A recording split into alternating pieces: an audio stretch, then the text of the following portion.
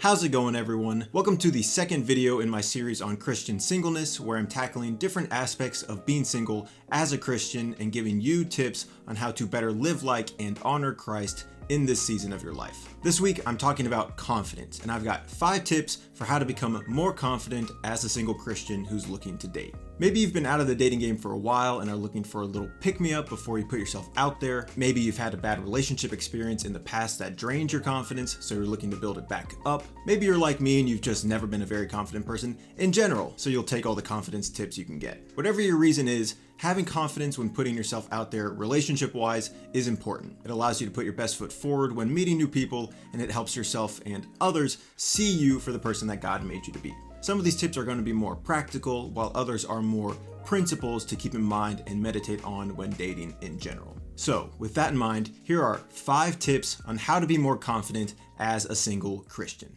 Tip number 1 for becoming more confident is to see new people as possible friends rather than as a possible spouse. If you watched the video I put out last week on how to guard your heart, then this point will be familiar, but it's worth repeating here. As I said in that video, when you view the new people you meet as possible spouses immediately upon seeing them, then it immediately puts a bunch of pressure on you to try to impress them or seem cool or funny or interesting around them instead of just acting naturally. At least that's been the case for me. I've noticed in myself that when I meet someone new of the opposite sex who I'm maybe not attracted to or don't immediately recognize as someone I would want to date, then I'm cool, calm, and collected when interacting with them, and I don't overthink anything. But if I do find the person attractive or at some point recognize them as someone who I might be interested in dating, then I start to overanalyze everything about myself when I'm talking with them. Am I coming across as interesting? Was that a genuine laugh or a pity laugh? Am I making weird eye contact? I feel like the way I'm standing is unnatural. And in the end, I either come across as like a robot, or I just shut down altogether and try to leave the conversation as soon as possible. But something that has helped me and continues to help me shed the pressure of feeling like I need to impress this person and come across as perfect marriage material and help me be more confident in who I am naturally is to simply view this person as someone to be friends with rather than as someone to marry one day. Because ultimately, our instincts tell us we need to impress someone we want to marry, but we don't need to impress someone we're just trying to be friends with. We just need to be friendly. For me, it's so hard to be confident in who I am when it feels like all eyes are on me, even if the only eyes on me are just my own. And when the pressure to impress someone is on, I become overly critical of myself and all my confidence goes out the window. But when I don't feel the pressure to impress anyone and I can just vibe with friends and potential friends, then that actually increases my confidence because I know I'm coming across as genuine. Now you might be thinking,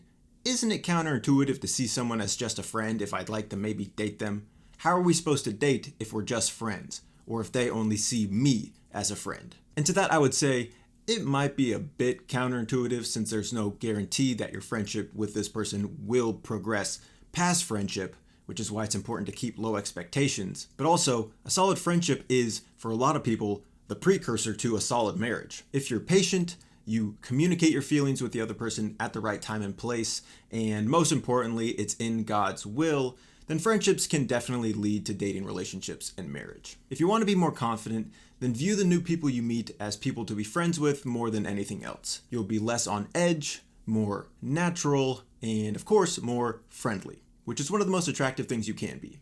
My second tip for how to be more confident when you're trying to date is to have friends around when you're getting to know people. Like I said in the previous point, when you're mingling with people and there's no pressure to impress anyone and you can just vibe with your friends, you are in a good place. When you're all smiles, bouncing jokes and stories off each other, and not worried at all about coming across as confident, then you're actually at your most confident, because even though you might not be consciously aware of it in the moment, you're sharing the real you with the world in an unashamed way, which exudes confidence. For me personally, I notice such a difference in my demeanor when I, for example, go to a church group for the first time by myself versus when I go for the first time with at least one of my buddies. I'm less nervous, I talk more naturally, and I just have someone to fall back on if I need it. This is all to say that you act more natural and therefore more confident with friends around. So when possible, especially if you're an introvert or you're shy,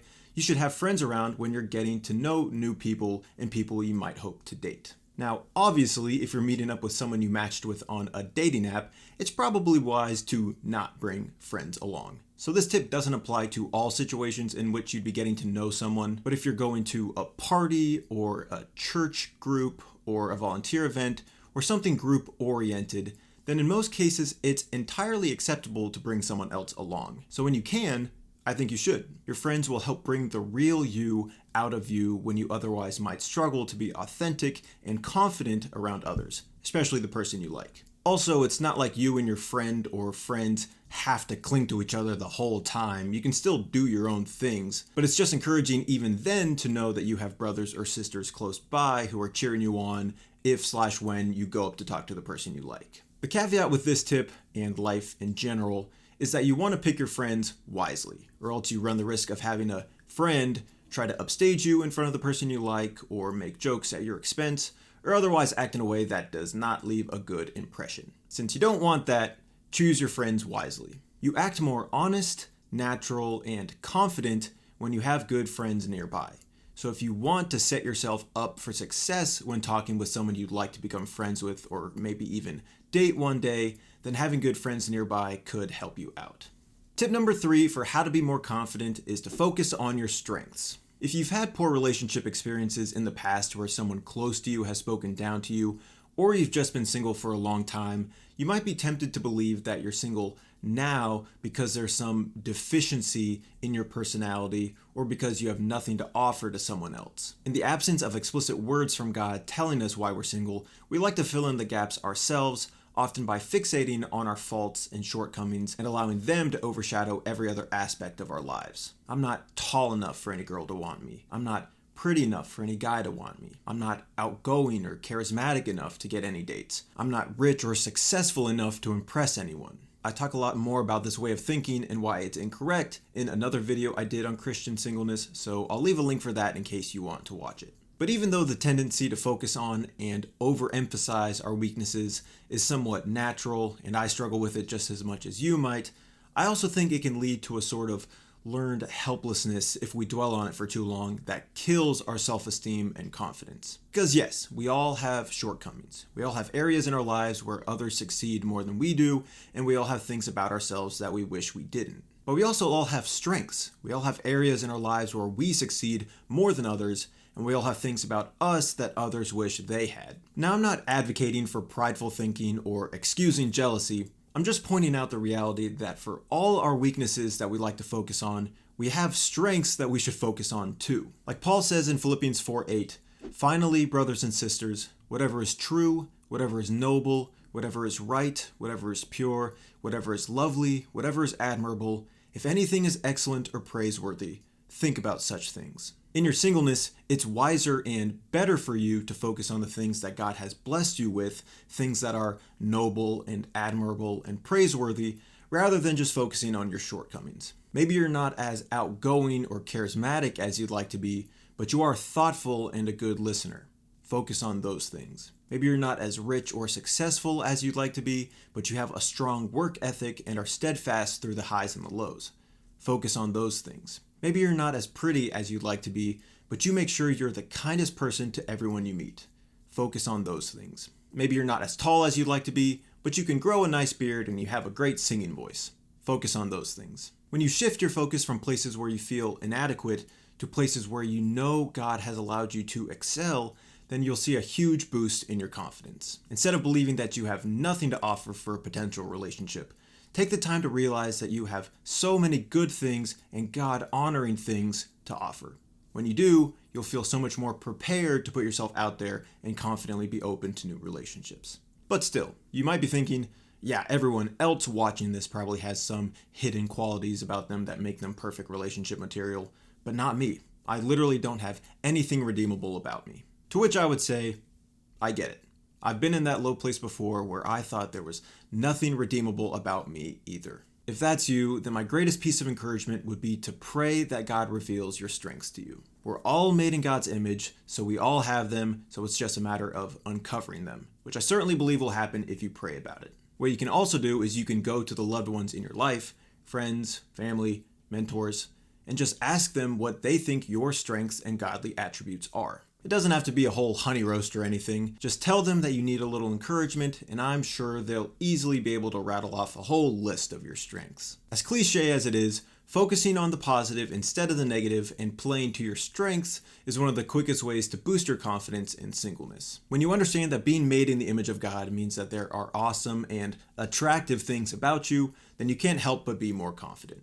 My fourth tip for how to be more confident as a single Christian who wants to put themselves out there is to listen to other people's stories of when they had to be courageous in their dating life. Like I said earlier, when you're trying to put yourself out there and meet new people, it can sometimes feel like it's all eyes on you. Like when you want to talk to the person you like, there's this expectation for you to be all bold and confident, and everyone else gets let off easy. But an easy way to quell that thought and at the same time boost your own confidence is to ask the people in your life, again, your parents, your friends, your mentors, whoever they may be, about the times when they had to take a step of faith in their dating life. A big reason why I talk about singleness and unwanted singleness so much on this channel is because I want to show solidarity to the other single Christians out there. I believe there's so much power in knowing that you're not alone, and in coming alongside others who are going through the same thing that you're going through. Like it says in Ecclesiastes 4 verses 9 through 10, 2 are better than 1 because they have a good return for their labor. If either of them falls down, one can help the other up. But pity anyone who falls and has no one to help them up.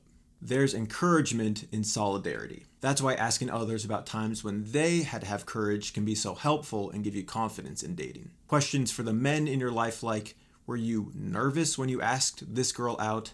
Or for the women like, how did you find the courage to invite this guy to the thing? These are great ways to hear about how the people you love and respect took risks and showed courage in dating just like you're doing now. With these stories in the back of your mind, you can have confidence to be bold and take risks in your own dating life since you know you're not alone and that others have been in your position before. Tip number 5 for how to be more confident in dating is to simply know that you are fearfully and wonderfully made by God. This is one of those tips that sounds really spiritual and Christian-y because it comes from a Bible verse, but is usually disregarded because it comes across as some cheap platitude that doesn't have any real weight to it. Why? Because no matter how many times we hear how we've been fearfully and wonderfully made by God, we still look at our inadequacies and think, fearfully made? Maybe. But wonderfully made? It doesn't feel like it. I've personally struggled to reconcile the fact that the Bible says I'm wonderfully made with the reality that I don't always feel like I'm wonderfully made. And a book that has helped me a lot in that process is What God Has to Say About Our Bodies by Sam Allberry. In the book, after referencing Psalm 139, where David talks about being fearfully and wonderfully made, Allberry writes, David speaks of being made with great care and attention. He has been individually handcrafted. That is not to say that his body is perfect. As revealed later, our body is actually broken. It's not entirely as it was meant to be, and we have all sorts of issues with it. But David can say even of his imperfect and fallen body that it has been fearfully and wonderfully made. It feels weird to call something that's broken wonderful, but that's what David had in mind when he wrote this psalm. He wasn't alluding to some idea that our bodies are wonderful because they're perfect. He says that our bodies are wonderful because they're handcrafted by God. Allberry goes on to write, for those of us who are deeply unhappy with our body and even resentful of it, the path to a healthy response needs to begin with thanking God. Hard though it may be for us to understand, God meant for us to have our particular body. Your body is a gift. Although he's referring to the physical body and physical characteristics here, the same still goes for non-physical characteristics. And that's that God meant for us to have the particular body and personality that we do. Though they may be broken compared to the perfect design God had for us before the fall, they're still individually and intentionally handcrafted by God for each of us. That's to say that the physical characteristics that you're self-conscious about, whether it's your height or your hair or your smile, or the non-physical characteristics that you're self-conscious about, whether it's your temperament or your passions or whether you're an introvert or an extrovert, all these things, though it may be hard to believe, have been thoughtfully and intentionally given to you by God. When I first read this, I had to really sit and think on it for a while. You mean God meant for me to have a big nose? You mean God meant for me to always be quiet in unfamiliar settings? You mean God meant for my hands to always be slightly sweaty? These things that I always assumed were shortcomings or things to be self-conscious about were now revealed to me in a new light. which is the light that no matter how much I might not like them, God does like them. I know because He likes me and He designed me intentionally. When you truly understand what it means to be fearfully and wonderfully made by God, your confidence naturally goes up. The things about yourself that make you think, how could anyone fall in love with someone like me? They start to look different when you realize that God intentionally designed you that way and that He loves you. It's a hard truth to fully understand, but when you believe it, it becomes a lot easier to believe that other people can love you, insecurities and all, as well. And like I said, from there, your confidence can't help but go up. Now, before I wrap this point up, I want to clarify a few things. The first is that yes, God calls the things that we might feel insecure about good because they're part of His design for us here on earth, but He still doesn't call them best. Inadequacies are the result of living in a fallen world, and only when we are given our new resurrected bodies in Christ will we get to experience God's perfect design for us. Also, God calls His design good. He doesn't call sin good. There's a difference between being encouraged in something you're insecure about and excusing sinful behavior under the guise of God's design for us here on earth. I also want to clarify that our being self-conscious over certain aspects of our body or personality won't magically disappear by saying a prayer or by being positive. Unless Jesus miraculously frees you from those thoughts, which He might, these are wounds that heal with time. And some wounds cut deeper than others, so they may take more time and intentional work, such as counseling, to heal. I don't mean to downplay the very real pain and real hurt that your insecurities have inflicted on you, nor am I saying that God remains distant and cold when it comes to the issues we're self-conscious about. He's not. He's close to us. What I am saying is that even in the areas of our lives where we do fall short or where we don't feel like we measure up, God still has a good plan and a good purpose for us that should give us confidence. Like Paul says in 2 Corinthians 12 verse 9, "But He said to me, my grace is sufficient for you, for my power is made perfect in weakness. Therefore I will boast all the more gladly about my weaknesses so that Christ's power may rest on me." And there you go. 5 tips on how to be more confident as a single Christian who's looking to date. Like I sort of mentioned at the beginning of this video, confidence is something I've always struggled with, especially when it comes to dating. So my hope with this video is that if you struggle with confidence like me, that you'll be blessed to talk to that person you've been meaning to talk to, or to send that text you've been wanting to send, and that overall you have a better idea of who you are and who you're called to be in Christ. Let me know in the comments if this video was helpful for you. Also, let me know any questions or topics surrounding Christian singleness that you'd like to hear me talk about in the future. If you enjoyed this video, feel free to give it a like and subscribe, as I have more Christian content just like this video on the way. Thank you so much for watching. I appreciate you all very much, and I will see you in the next one.